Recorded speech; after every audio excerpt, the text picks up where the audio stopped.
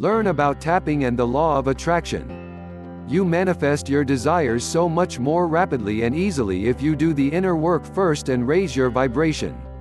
When you use the law of attraction to deliberately create your life, you have amazing results. But when you combine tapping and the law of attraction, your desires manifest on a consistent basis. Tapping, or the emotional freedom technique EFT, is acupressure for the emotions. You tap on certain points of your body with your fingers while voicing what is bothering you. While talking about negative things normally isn't advised with the law of attraction, the way it is done with tapping actually produces positive results. You see, when you're tapping and voicing negativity, you're removing the energetic blocks that prevent you from achieving success with the law of attraction.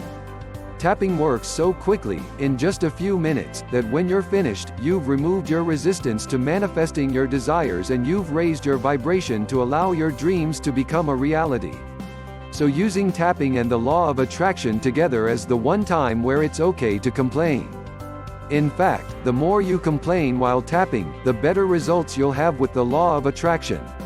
How to use tapping with the law of attraction. Tapping works very effectively with the law of attraction by releasing negative emotions and limiting beliefs. Making affirmations have a more powerful effect, helping you to visualize more easily. I've used tapping for over 15 years to produce substantial changes in my life.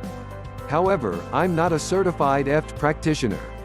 Instead of telling you how to use EFT and accidentally telling you something wrong, I want to share with you my favorite resource for learning tapping. It's the Tapping Solution. It can help you release your fears and clear any limiting beliefs keeping you from manifesting the life you want.